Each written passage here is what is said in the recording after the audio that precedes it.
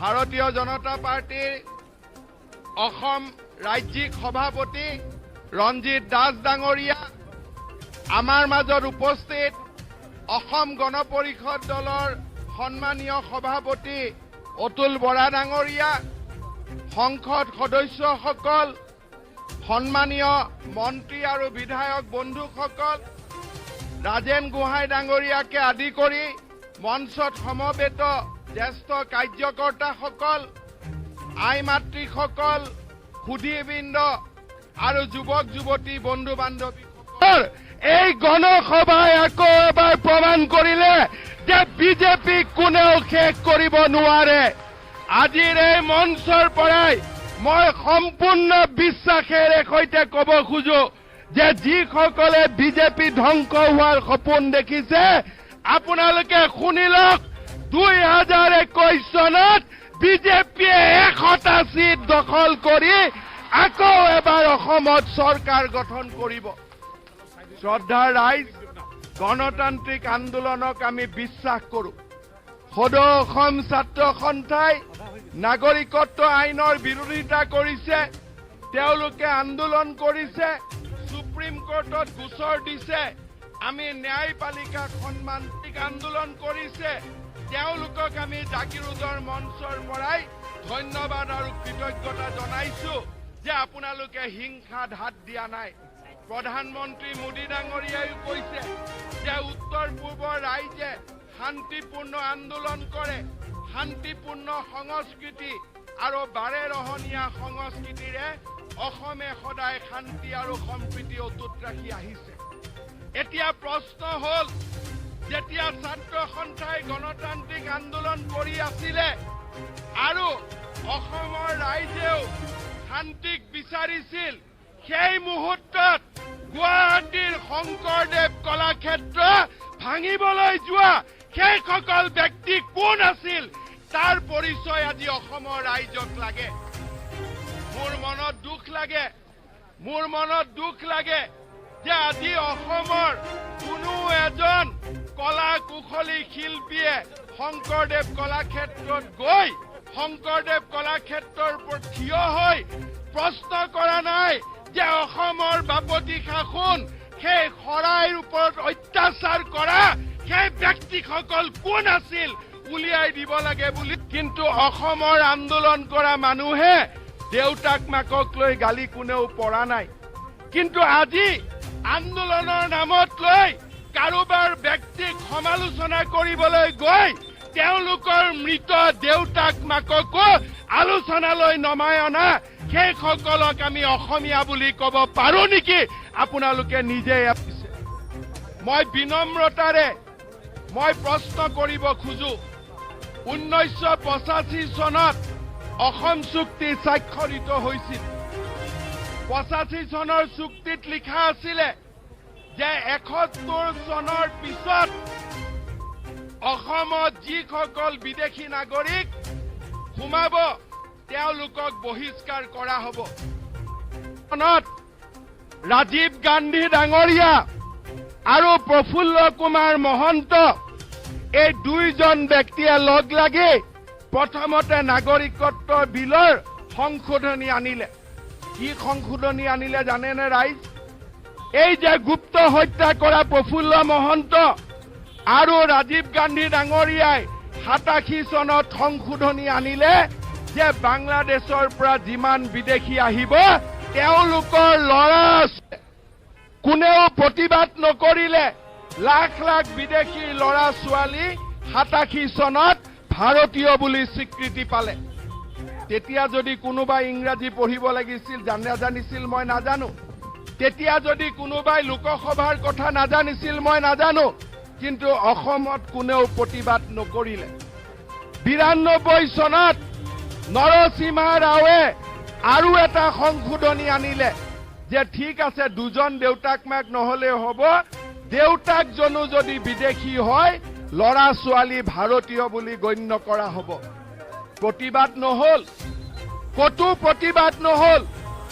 2003 চনত অটল বিহাৰী বাজপেয়ী ডাঙৰীয়াই নাগৰিকত্ব আইনৰ সংশোধনী আনিলে তৃতীয়বাৰ, আৰু আনি তেখেতে ক'লে যে যদি বাংলাদেশী ল'ৰা ছোৱালীৰ বাংলাদেশী যদি দেউতা 2003 চনত অটল বিহাৰী বাজপেয়ী ডাঙৰীয়ে আনিছিল ধন্যবাদ দিয়া নহল 87 চনত প্ৰফুল্ল মহন্ত ৰাজীৱ গান্ধীয়ে পাপ কৰিছিলে সেই পাপ গংগাৰ পানীৰে মুচিলে কোনে অটল বিহাৰী বাজপেয়ী ডাঙৰীয়াই কিন্তু আজি অসমৰ দুৰ্ভাগ্য যে প্ৰফুল্ল মহন্তই কয় নাগৰিকত্ব আইনৰ সংশোধনী ভুল হৈছে মহন্ত ডাঙৰীয়া 87 চনত কি আপুনি স্লিপিং টেবলেট খাই শুই আছিলে নেকি তেতিয়া কি গম পোৱা নাছিলে নেকি যে নাগৰিকত্ব আইনৰ সংশোধনী হৈছে সেইখন তেওঁলোকৰ আপত্তি চাচা মামা ভাৰতীয় হলে কাৰো আপত্তি নাই এইখন হৈছে অসম এনআৰচিত যদি চাচা মামাৰ নাম সোমাই যায় কাৰো আপত্তি নাই কিন্তু খুৰা খুৰীৰ নাম সোমালে আপত্তি যে খুৰা খুৰীৰ নাম কিয় সোমালে নাম সোমাব লাগিছিল চাচা মামাৰহে 2014 চনত তৰুণ গগৈ ডাঙৰীয়াই ক'লে যে যিমান মানুহৰ নাম ভোটাৰ তালিকাত আছে সবক ভাৰতীয় হ'ব লাগে তাৰমানে 14 চনত থকা যিমান বিলাক বাংলাদেশী আছিলে হিন্দু হক মুছলমান হক সকলোৰে নাম এনআৰচিত সোমাব লাগে কোনেও আপত্তি নকৰিলে আজি এতিয়া সেই কংগ্ৰেছে কয় যে নাগৰিকত্ব আইন কিয় সংশোধনী কৰা হ'ল আজি আপোনালোকে ৰাজনীতি কিমান তললৈ যাব পাৰে আপোনালোকে এবাৰ চিন্তা কৰক শ্ৰদ্ধা ৰাইজ তেওঁলোকে কি কৈছে যে 2.5 কোটি বাংলাদেশী বোলে অসমলৈ আহিব এতিয়া প্ৰথম কথা বাংলাদেশত 2.5 কোটি বাংলাদেশী হিন্দু আছে নে নাই মই জানা মতে যিমানবোৰ জ্ঞান মোৰ যায় 2011 সেন্সাছত বাংলাদেশী আছে 1 কোটি 30 লাখ বাংলাদেশী হিন্দু বাংলাদেশত আছে এতিয়া 2.5 কোটি ক'ৰ পৰা আহিব তাৰ মানে অসমত আহিবৰ কাৰণে 1 কোটি 30 লাখ বাংলাদেশী হিন্দুৱে আৰু 1 কোটি ল'ৰা ছোৱালী জন্ম দি ল'ব লাগিব তাৰ পিছতহে তেওঁলোক অসমলৈ আহিব এনেকুৱা গছত গৰু উঠা কথাৰে আজি অসমৰ মানুহক আবেগিক কৰা হৈছে আপোনালোকে ৰাইজ জানেনে 2.5 কোটি যদি হিন্দু বাংলাদেশী হিন্দু অসমলৈ আহিব লাগে পাঞ্জাব বডি ট্ৰাকত কিমান ট্ৰাক লাগিব নে জানেনে 9 লাখ মান ট্ৰাক লাগিব তেতিয়াহে যদি এই মানুহ আহিব পাৰে কিন্তু অসমৰ বুদ্ধিজীৱী এইটো চিন্তাই কৰি পোৱা নাই যে 9 লাখ ট্ৰাক অসমত নহয় উত্তৰ পূৰ্বত নহয় গোটেই ভাৰতত আছে নাই মোৰ সন্দেহ আছে যে আজিৰ দিনত 9 লাখ ট্ৰাক ঘূৰি আছে নে নাই শ্ৰদ্ধা ৰাইজ এনেকেই তেওঁলোকে অসমখনক বিনষ্ট কৰিব খুজিলে আজি তেওঁলোকে অসমৰ শান্তি ধ্বংস কৰিব খুজিলে তেওঁলোকে ভাবিলে যে পীযুষ হাজৰিকালৈ আহা 100 জন ল'ৰা সেইদিনাখন এই বিজেপিত যোগদান কৰিব আৰু আজিৰ জনসভাই তাক আকৌ এবাৰ প্ৰমাণ কৰিছে যিসকল ব্যক্তিয়ে কোনোবাই কৈছে মোক যে শান্তি সমদল কিয় লাগে শান্তি সমদল নালাগিব তোমালোকে শংকৰদেৱ কলাক্ষেত্ৰৰ গাত হাত দিবা আৰু বিজেপিৰ মানুহ মনে মনে বহি থাকিব বটদ্ৰৱা সত্ৰত হাত দিবা বিজেপিৰ মানুহ মনে মনে বহি থাকিব অসমীয়া ছোৱালীৰ সতীত্বত হাত দিবা আৰু বিজেপিৰ মানুহ মনে মনে বহি থাকিব আমাক চাচা মামাৰ ভোট নালাগে আমাক লোকেল চিকেনৰ ভোট নালাগে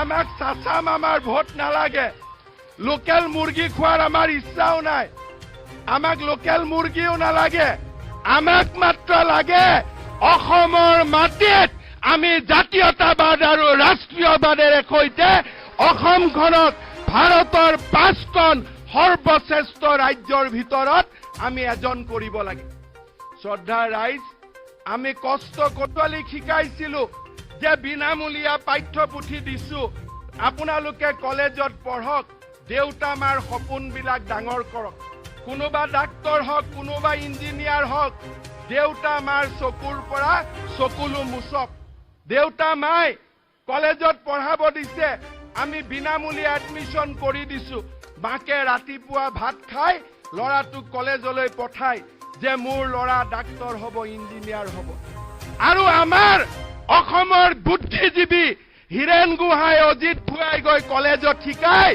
যে তোমালোকে পঢ়া শুনা নকৰিবা, তোমালোকে আন্দোলন কৰা। এই হৈছে অসমৰ পৰিৱেশ। দেউতাক মাকে ল'ৰা ছোৱালীক জন্ম দিয়ে, ল'ৰা ছোৱালী ডাঙৰ হৈ ডক্তৰ হ'ব, ইঞ্জিনিয়াৰ হ'ব। মোৰ গাঁৱৰ পৰা দৰিদ্ৰতা দূৰ হ'ব। মোৰ বোকাত থকা, মোৰ কোচাত থকা ভনীয়েকজনীক ডাঙৰ ভায়েকে পঢ়াব, ডাঙৰ ভায়েকে ডাঙৰ হৈ বিয়া দিব। আৰু এওঁলোকে কি কৰে? নিজৰ ল'ৰা ছোৱালীক আমেৰিকাত থৈ অসমৰ ল'ৰা ছোৱালীক বিপ্লৱী কৰে।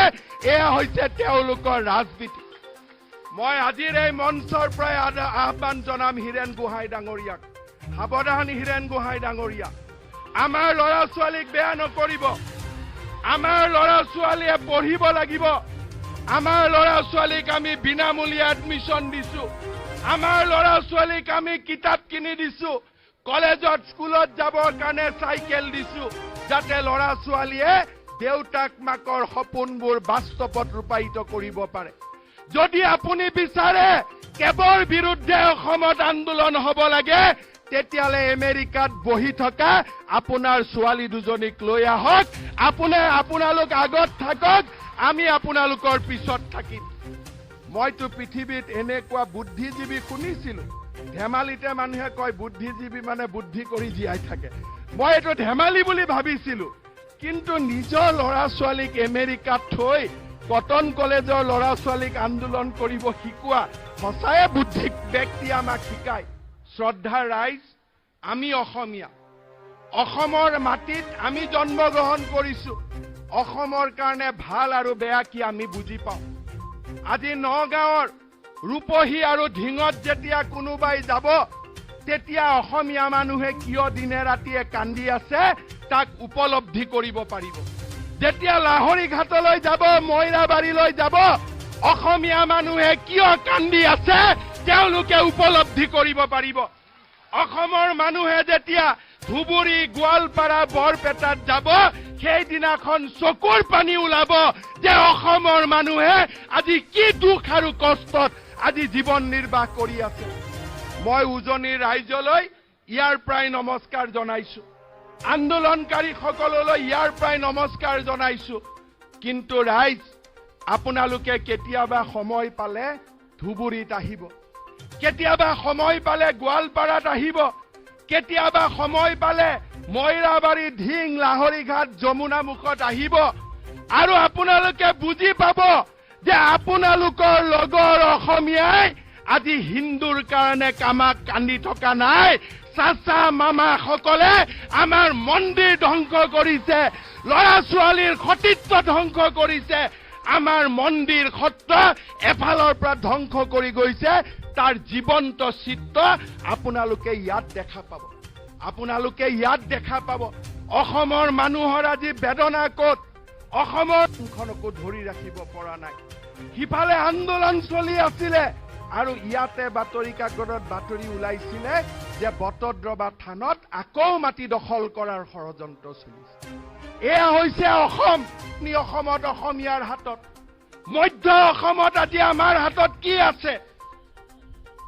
আজি উজনিৰ 12টা 15টা চিটত বাদ দি কোনটো চিটত আজি অসমীয়া লোক সুৰক্ষিত? কোনটো অঞ্চলত অসমীয়া ছোৱালীয়ে ৰাতি 11টা বজাত ঢিং, ৰূপহী শিক্ষকক আমি নিযুক্তি দিছিলো। মোক এপ্লিকেশ্যন দিয়ে যে জীৱনৰ নিৰাপত্তা লাগে, আমাক ইয়াৰ পৰা আঁতৰাই লৈ যাওক, আমাক ইয়াৰ পৰা বদলি কৰি লৈ যাওক। সেই হৈছে অসমৰ বাস্তৱ আৰু নিৰ্মম চিত্ৰ। আজি ৰাইজে এবাৰ বুজি চাওক যে ইমান কেব বিৰোধী আন্দোলন কিয় অসমৰ জনজাতীয় লোকসকল এই আন্দোলনত জঁপিয়াই পৰা নাই। এবাৰ বুদ্ধিজীৱীসকলে প্ৰশ্ন কৰক যে আজি অসমৰ জনজাতীয় লোকসকল এই আন্দোলনত কিয় জঁপিয়াই পৰা নাই। তেওঁলোকে বুজি পাব যে ট্ৰাইবেল বেল ব্লক হিন্দুৱে দখল কৰা নাই। ট্ৰাইবেল বেল ব্লক আজি যদি দখল কৰিছে, চাচা আৰু মামাসকলে দখল কৰি বহি আছে। আজি জীৱনৰ মৰ্ম বেদনা আজি উপলব্ধি কৰাৰ সময় হৈছে। শ্ৰদ্ধাৰ ৰাইজ, বিজেপিয়ে কাকো আক্ৰমণ কৰিব নোখোজে।